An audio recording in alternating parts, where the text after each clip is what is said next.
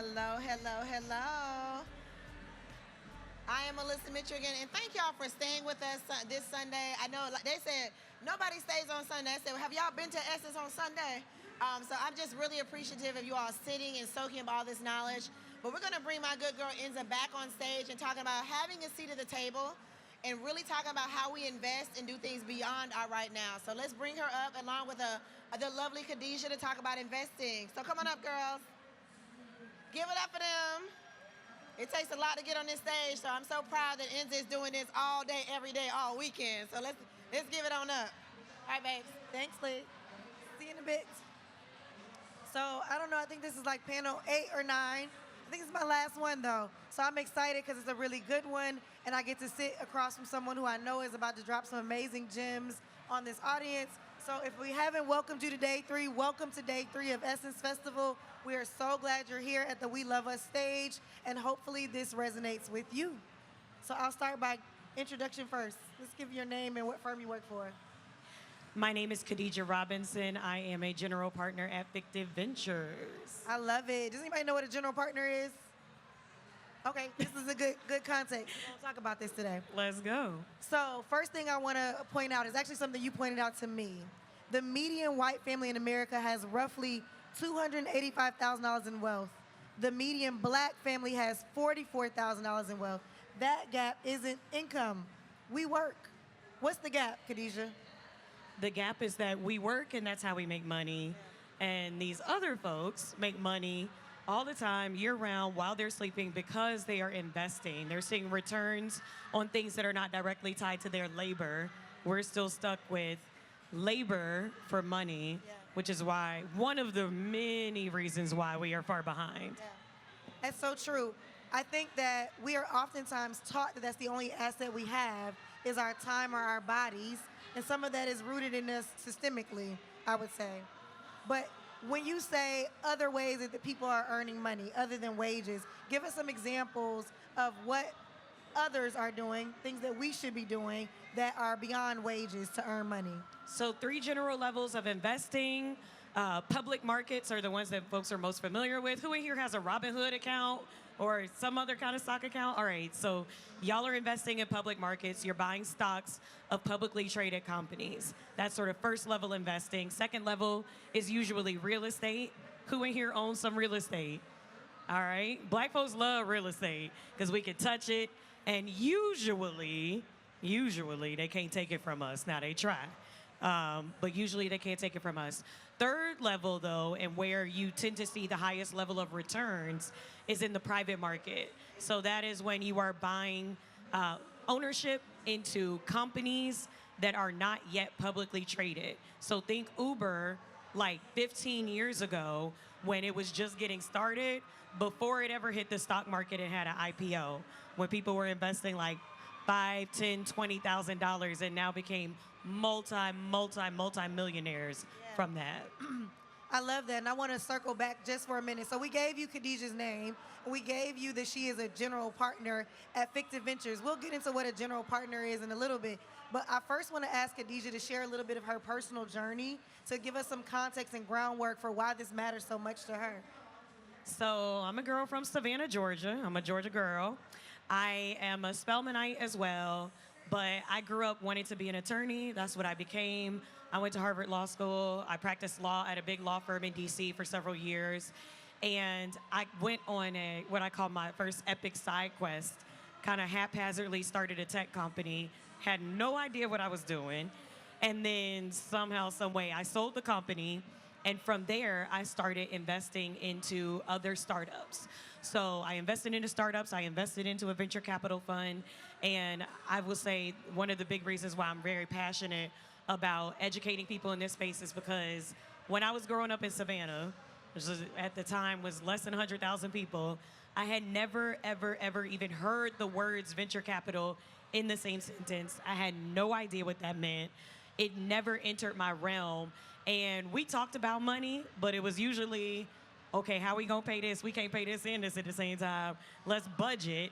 And that kind of talk, and not at all about investing and how you start to generate returns from the money that you already have. I love that. One of the things that I think we would share is a mindset on is oftentimes when clients come to me about a budget, they're looking to figure out how to better spend their money. It's never the question of how to make more money. I find that so intriguing when people come. So I love that we're trying to tap into how to make more at the top versus trying to how to better manage the things we're already making. So specifically, you mentioned the 3 levels of investing. Level 1 being public markets, level 2 being stocks or real estate, and level 3 being private companies. Give us a little bit more about private companies and private investing.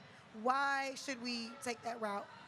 So I do a lot of educational work around angel investing into startups, and I was at a session a couple months ago in Detroit, and one of the people who joined us was like, I always thought that an angel investor was like an old white guy.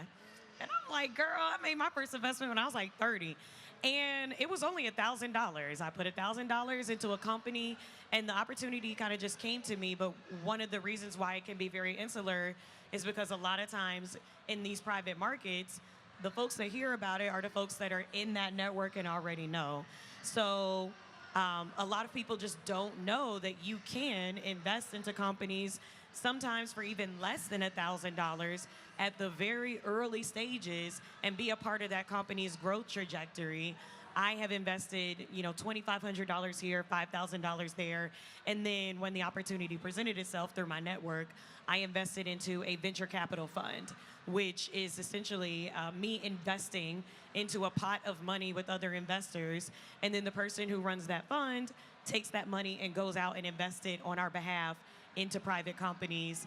It helps those companies grow and looks for returns on our behalf. I think that's an important nuance to double tap on. So she mentioned a venture capital firm, and one of the things I would love for Khadijah to help me to expound upon on this stage is what that looks like. I think a lot of times people are fearful of investing because they don't believe they know enough. So a model like venture capital is one of those ways I would say you can get over that hurdle of not knowing enough. Can you give us a little bit more about what it is like to be a general partner versus a limited partner? What are our responsibilities? So, like I said, I invested into my first venture fund. I was a limited partner, which means that I didn't really have any say in the day-to-day operations. I put my money in, and I'm just waiting for my returns. The general partner, which is what I am now for my fund, Fictive Ventures, is the person who actually operates the firm from day to day and makes the investment decisions. And then on top of that, if they're good, which, hopefully you will be. Hope, right? That's the point. If they're good, the companies that they're investing in, some of the companies that y'all might actually see in here today, they're going to help them grow. They're going to help them get customers. They're going to help them get partnerships, and the things that are going to take them from the smaller companies that you might see today in the marketplace to the larger companies that you'll see in ads, that you'll see online, and they really start to permeate our everyday life. A lot of the companies that we interact with on a day-to-day basis have received venture capital funding, whether that's Uber, whether it's Airbnb, Spotify, all these big tech companies are venture capital backed. That's part of what helps them scale and grow really quickly. So now, as a general partner, I am the one who's responsible for going out and finding the companies that I really believe in, that I think are gonna do well, and investing into them and helping them grow and looking for returns. Yeah. I think what I wanna make sure we all get out of that is you've gotta be looking for knowledge and process, right? The general partner should have knowledge about the types of investments they're making, and they should have a process for how they make those investments and communicate that to you. But also they should have a process and knowledge of how to help portfolio companies. So you're looking at their track record, their history, or even just their thesis to see that you're aligned if it's their first fund, and supporting that. One of the things I want to share in terms of knowledge is a little bit of demystification. Raise your hand if you've ever heard the term accredited investor, that you need to be an accredited investor. Do you know what that means? Most people don't, right? So I would love for Khadijah to give us some insight on what that big term means. I know that it scares a lot of people off, but it doesn't have to. So give us a little color. So a lot of people are accredited investors and do not even know that they are. It is not something that you necessarily have to apply for. You qualify based on income or your net worth. So in order to be an accredited investor, you have to make $200,000 a year solely, or $300,000 a year jointly with your partner. Or you can qualify based on your net worth. If you are worth over $1 million, not including your primary residence. So not including your home that you live in, but it can include your 401k, it can include stocks and bonds, etc. And presumably that requirement for accredited investor is implemented by the SEC in order to protect people, to make sure that the people who can't afford it are not losing their money in the private markets without having real recourse. But what it operates to do a lot of times is keep us on the fringes. There are a lot of black folks, the majority of black folks do not qualify as accredited investors. And a lot of the ones who do are not necessarily tapped into this realm to even know that they can invest in this space. Yeah, that's powerful knowledge. I think the more we know, the more we grow. So knowing that we're accredited investors, knowing that this possibility is open to us is incredibly important. I would like to ask you for some tactical next steps, because I think this is where Essence and firms like yours and people like you in general really excel in giving us really practical next steps for what we can do to become investors of any kind. I say start small. So there were a whole bunch of people who did not raise their hand that they don't have any stocks. Start small. Open an account, whether it's on Robinhood or some other account that allows you to trade publicly, and buy some stocks. And you do not have to spend a lot of money. You can spend $20 a month. You can spend $50 a month. I personally like to buy stocks that return dividends. So even if the stock is going up and down, they're going to return you some dividends on a quarterly basis, for example. And start there. That's the level one investing. And then from there, just start paying more attention to the people around you. We all know entrepreneurs. Like, who in this room is an entrepreneur? All right, so if y'all don't know any entrepreneurs, then there's some in here that y'all can talk to. But we all usually know an entrepreneur, and at some point we are going to meet somebody who is raising money. Double tap in, ask them more questions, ask them what is their plan for growth, ask them how many customers do they have, how much revenue have they generated, where do they see themselves in 5 years. One of my favorite questions to ask people when it comes to investing is because it's about more than money to me. It's about what I want to see in the world, right? I want to see a certain version of the world, and I don't necessarily want to see a world that's just being funded by people like the Elon Musk, because the things that they put their money into is questionable a lot of the times. Yeah. So what I like to ask folks is, if I'm looking at them for investment, how will the world be different in 5 to 10 years based on what you are building today? If you are building a new tech platform, what does the world look like in 10 years based on your contribution with this platform? If it's better, if it's good, if it's great, particularly if it's better for black folks, do it. Now I'm leaning in a little bit more. Absolutely. Absolutely. I want to understand your thoughts around how people, so I'm asking this question because how many of you have heard of WeFunder? Okay, that's another, okay. So WeFunder is a platform to aggregate capital of consumer investors. And one of the things we find when we have portfolio companies on WeFunder is the investors don't understand how to engage, what type of information should you be getting, how frequently. That can be good and bad. Sometimes we have people over-communicating. They're walking up to the founders and saying, where's my money? I need to call you. You didn't answer my call. And I'll go look and be like, you invested $2. I'm not down to your $2, but relax. So I'm asking Khadijah with that context, what is a good cadence or expectation if you start to invest either through a conglomerate of angels or through VC? What can you expect in terms of communication and maybe even returns? She is not bound by any of these returns, and neither am I. This is just to help you understand what it could look like. Child, and so you about to give me PTSD, because I got a company that's avoiding me right now that don't want to send me an update right now. Yeah. So I am of two minds about the platforms that allow consumers to invest directly into companies. On one hand, I really love that we now have more democratized access to invest directly into companies. And I want us as a community to be able to back the things that we really believe in. On the other hand, and this is my Georgia coming out, like I'm going to keep it real straight. A lot of these folks are scammers and schemers. Scammers and schemers. Scammers and schemers. And a lot of entrepreneurs, honestly, and I know a lot of us raise our hand that we know a lot of entrepreneurs. How many of us have met an entrepreneur who's completely delusional? Like they think that what they got is the best thing since sliced bread. And then you see it and you're like, oh, okay, this is what you've been doing? Okay. Wow. Okay, that's very So nice. what, just me? Okay, because I thought I was the one in Delulu Very Okay. nice. So there is an education gap. And a lot of times when the only source of reference that you have is the entrepreneur themselves, they can make anything sound great. You really got to be able to dig in and do the diligence. And I have a hard time with the gap in access for people to really do that when they're investing on these platforms. But in general, I would say that if somebody takes your money as an investor, they should at least be giving you quarterly updates to let you know generally what's going on. And the more specific with numbers, the better. We acquired this many customers. This is what our quarter was like in terms of revenue. This is where we're going over the course of the rest of the year.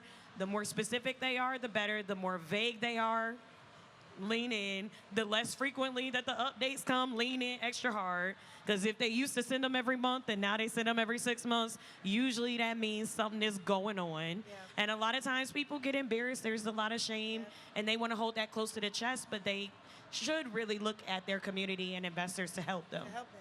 Yeah, I always go backwards and forwards. So in the updates, if they're not giving me some historical information and some future information at the same time, I have concerns.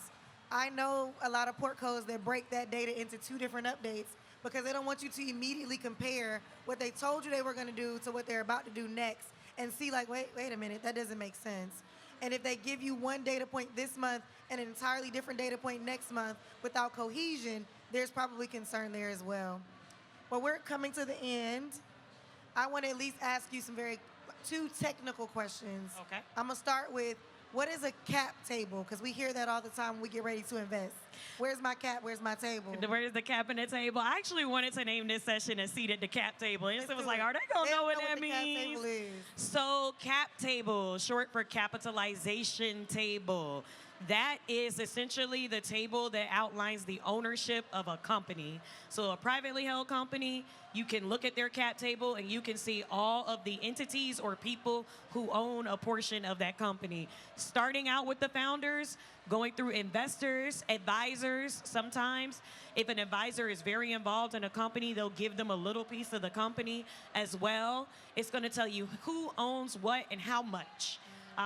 And also usually what types of shares they have in that company. So it's essentially a very sort of formulaic way to understand who owns a company. And my goal, my overarching goal for us right now is to make sure that Black people have more seats at the cap table. Yeah, that's where I was going next. So what is the next step? If you give them anything today, how can they find you? What should they do to start creating seats at the cap table as equity owners? So I don't want to say like go out and invest into a startup because if you're not ready for that, don't do that. Into a startup. But the reason why we created the Fictive Ventures, my fund, was so that we could give people an on-ramp into venture, into startups, and make it a little bit more accessible for people. That was the goal. Like, it might be a little bit more daunting for you to go out, find companies, diligence those companies, and invest directly. But for a relatively accessible minimum investment, we are going to do that for you. We're going to invest into 20 companies on your behalf. We're going to do the diligence, and we're going to educate you along the way because we want you to make more investments. So my firm invests into Black-led tech companies, very early stage, and we are one of the first venture firms in history to have 100% Black investors in the fund. Every single person who is invested in our fund is Black. That is rare. I only know of one other fund that has ever done it. And we are very purposeful about that. We want to make sure that we're on both sides of the equation. We're able to build our companies and innovate with some real backing from investors, and then we're also able to generate those returns. When folks start getting their distribution checks, they love that. We want them to be Black. Yeah. So I want to stop for a minute. I don't know if y'all heard that. One of the biggest things that a venture firm can do is provide education to us. And I want to clap for Khadijah for being a firm that is providing education to us along the way. Not just taking our money and going and doing something, but teaching someone so that they can go start a firm as well. So give me a bigger clap for that. All right, Khadijah, any last words you want to share with the audience? I think the biggest thing is trust. Make sure that if you are investing into anyone, you trust them with your money. We all got people that we would not give a nickel to because we don't trust them for nothing. It is the same when you're talking about investing. Lean in on your intuition and your trust as much as you are looking at the numbers and the diligence. That's number one. And then number two, make sure that what you are investing in aligns with the world that you want to see. I've been walking around Essence this entire weekend with my friends, and I'm like, I love black people so much. Look at us. Look at us. In every life. I love us. In every Make me life. black every single time. AI could never replicate this. No. Like, we just crazy, creative, Yeah. amazing people. And so that is why I invest in us. I want to see us at the helm. I want to see our culture remain the center and the heartbeat of everything in this country and beyond. And that's what I invest in. So think about what it is that you want to see in the future and invest in that. Yeah. So what I hear is, if it's too good to be true, it's not true. And invest in what you want to be true. That's what I got. Correct. True. All right. Well, I want to thank Khadijah for joining me on this stage. Her firm is called Fictive Ventures. Yep. And she will actually be right next door in the booth if y'all want to meet her over there. Yes. I didn't know I was going to be there, but yes. I know. It works out. This is the New Voices Village right next door to us. Feel free to go engage with Khadijah next door and engage with the other interactions in our booth. I really appreciate you all. Have an amazing day. The Power Pitch is on this stage at 2 p.m., so come back.